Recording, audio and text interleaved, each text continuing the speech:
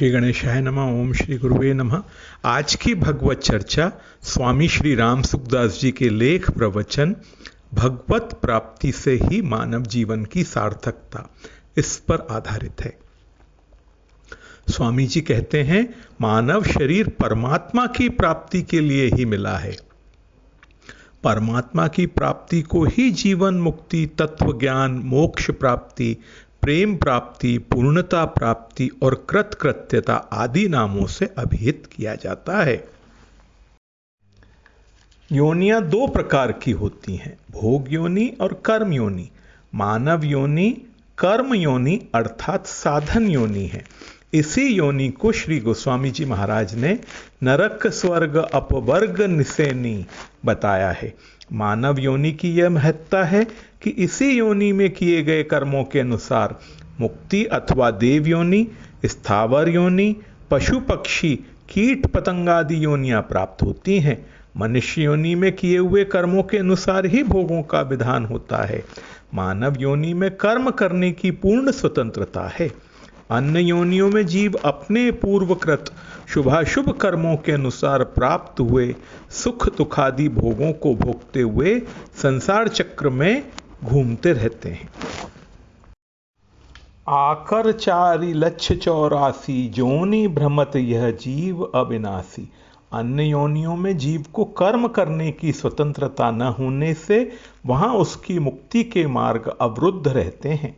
जीव मात्र पर अकारण स्नेह रखने वाले भगवान सर्वेश्वर कभी कृपा करके जीव को सदा के लिए दुख परंपरा से छुटकारा पाने के हेतु प्रयत्न करने का अवसर देने के लिए मनुष्य योनि प्रदान करते हैं।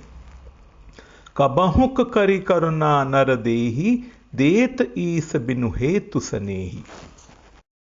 भगवान जीव के लिए पहले देह अर्थात उद्देश्य निश्चित करते हैं, तदनंतर उक्त ध्येय की सिद्धि के निमित्त उस जीव को मानव शरीर की प्राप्ति कराते हैं।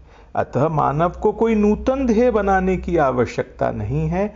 आवश्यकता है पूर्व निश्चित ध्येय या लक्ष्य को पहचानने की। भगवान ने इसी उद्देश्य से मानव जन्म दिया है। उन्होंने यह विचार करके कि यह जीव अपना कल्याण साधन करे, उसे मनुष्य योनि में भेजा है तथा उसके लिए मुक्ति या उद्धार के समस्त साधन इस योनि में जुटा दिए हैं। ऐसे साधन जो अत्यंत सुलभ, सरल और सर्वथा महत्वपूर्ण है। इसीलिए गोस्वामी जी महाराज ने मानव योनि को साधन धाम, मोक्ष का द्वार तथा भवसागर का बेड़ा कहा है। साधन धाम मोक्ष कर द्वारा, नरत अनुभव बारिधि कहूं बेरो, सन्मुख मरुत अनुग्रह मेरो। जब वह परमात्मा की प्राप्ति के पुनीत लक्ष्य को लेकर आता है, तब उस लक्ष्य की प्राप्ति के साधनों में ही क्यों नहीं लगता? उस ध्येय के विरुद्ध क्रिया उसके द्वारा क्यों संपादित होने लगती है? इन प्रश्नों का एकमात्र उत्तर यह है कि जीव अपने ध्येय को, अपने उद्देश्य को, अपने पूर्व निर्धारित लक्ष्य को भूल बैठता है, उसे विस्मृति हो जाती है।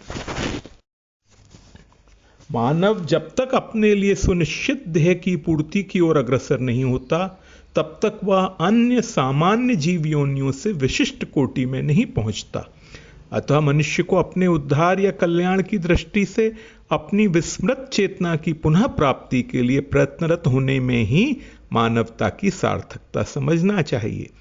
जिस कार्य के लिए यह दुर्लभ मनुष्य शरीर प्राप्त हुआ है, उसका साधन न करके मानव शरीर, इंद्रियां और प्राणों की मुख्यता मानने के कारण कुटुंब एवं भोग सामग्रियों में आसक्त होकर उसे भूल गया है।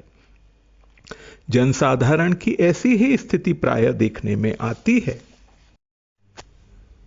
जैसे कोई मनुष्य तीर्थ स्नान को जाता है, वहां मेले से दूर किसी धर्मशाला में ठहरता है और धर्मशाला के स्थान को अपने लिए उपयोगी बनाने, रसोई का सुंदर प्रबंध करने तथा अन्यान्य सुख उपभोग के सामान जुटाने में इतना तन्मय हो जाता है कि तीर्थ स्नान, देव दर्शन, तीर्थ दर्शन, मेला महोत्सव और साधु समागम आदि कोई कार्य नहीं कर पाता। ऐसे मनुष्य को तो हम उपहासास्पद ही बताएंगे। इसी प्रकार मनुष्य आया तो है भगवत प्राप्ति के लिए, किंतु लग गया संग्रह और भोग भोगने आदि में। आए थे हरि भजन को, ओटन लगे कपास। भोगों की प्राप्ति हमारा लक्ष्य नहीं है, पर प्रयत्न उसी के लिए होता है। भगवान की प्राप्ति ही मानव जीवन का मुख्य लक्ष्य है, किंतु उसके लिए कोई प्रयत्न नहीं हो रहा है। शरीर, इंद्रियां, प्राण, मन, बुद्धि, धन, वैभव, भोग आदि पदार्थ साधन मात्र हैं, किंतु उन्हें साध्य बना लिया गया है, और जो वास्तविक साध्य है उसकी सर्वथा उपेक्षा कर दी गई है। अथवा मानव को चाहिए कि निष्काम भाव से आसक्ति का त्याग करके धर्म पूर्वक अर्थ काम का आचरण करे, अर्थ का सद्व्यय करे और अनासक्त भाव से धर्मानुकूल काम सेवन में प्रवृत्त हो। परमात्मा की प्राप्ति की इच्छा ही भगवान के प्रेम का स्वरूप बन जाती है। प्रेम और भगवान दोनों एक हैं। जब तक भोगों की यत्किंचित इच्छा है तभी तक साधन अवस्था है। जब परमात्मा की प्राप्ति की इच्छा, मोक्ष की इच्छा, प्रेम पिपासा मुख्य इच्छा बन जाती है, तब भोगेच्छा मिट जाती है। उसके मिटते ही नित्य प्राप्त परमात्मा की प्राप्ति हो जाती है। इस प्रकार मानव सहज ही अपने लक्ष्य को प्राप्त कर लेता है। वह कृतकृत्य, प्राप्त प्राप्तव्य और ज्ञात ज्ञातव्य हो जाता है। अर्थात उसने करने योग्य सब कुछ कर लिया, प्राप्त करने योग्य संपूर्ण लक्ष्य प्राप्त कर लिया और जानने योग्य सब कुछ जान लिया। इसी में मानव जीवन की सार्थकता है। आज की भगवत चर्चा यहीं तक। ओम श्री गुरुवे नमः।